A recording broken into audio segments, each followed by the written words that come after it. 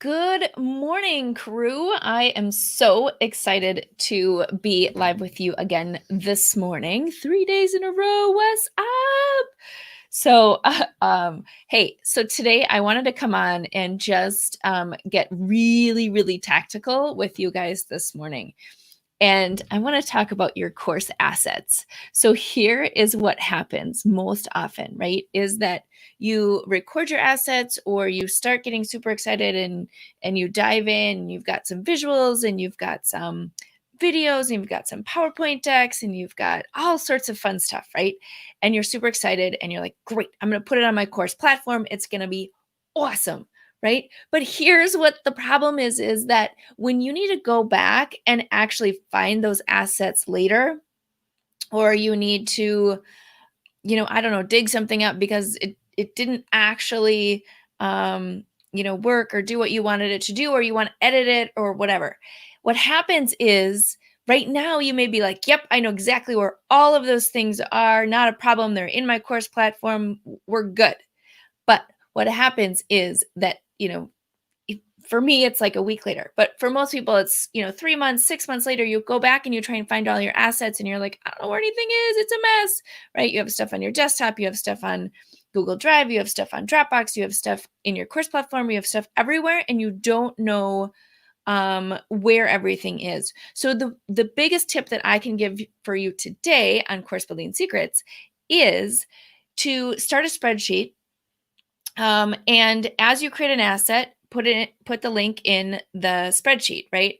So make sure that you are just keeping track of and organizing all of your assets as you go, because it's so easy then to go back, grab the link, and do what you need to do, right? So sometimes, again, you may be editing, you may be changing, you may be doing different things, and having a place where you can go and do all of that will be a game changer for you, especially when you are finally at the point where you're outsourcing this work or you're hiring a team. You really want to be able to hand it off to them and have it be as organized as possible. So, like I said, super practical, super tactical tip, but it will be a huge game changer, especially as you start building your course where you have hundreds and hundreds and hundreds of assets as you continue to move forward. And trust me, it will help you to just take the extra time to put the link for your asset in a spreadsheet or something else that will help you. And also, make sure you're putting all of your things in an external drive. And so this is, you only really have to lose everything on your desktop one time before you learn this lesson, but externalize all of your resources, both into a Dropbox or a Google Doc or a Google Drive or even an external drive. Don't keep it on your desktop, because if something happens, if your computer totally craps out, then guess what? It's gone and you can't get it back. And this has happened to me a couple of different times, and especially like in client projects, right? Where I'm like, oh my gosh, and then you spend the whole weekend redoing things. So don't do that. Don't do my mistakes, right? Make sure that right away you put your assets somewhere else, where they're backed up on a regular basis. Like I now have backups to my backups to my backups. And so I highly recommend using this tip. And the last thing that I just want to be really, really clear on is when I recommend a course platform, right? So a place where you're hosting your course, where people can access it and consume your assets, your training, your videos, your worksheets, whatever else you have.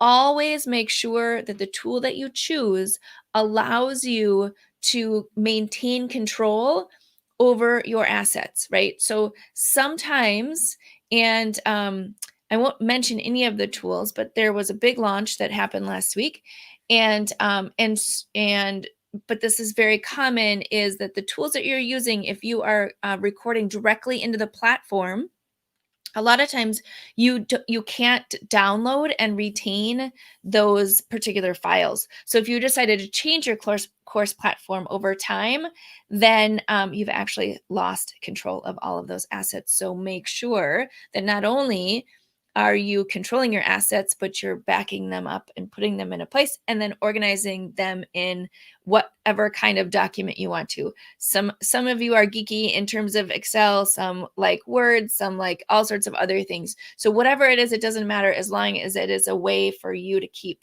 track of all of your assets, because it becomes in the hundreds very, very quickly.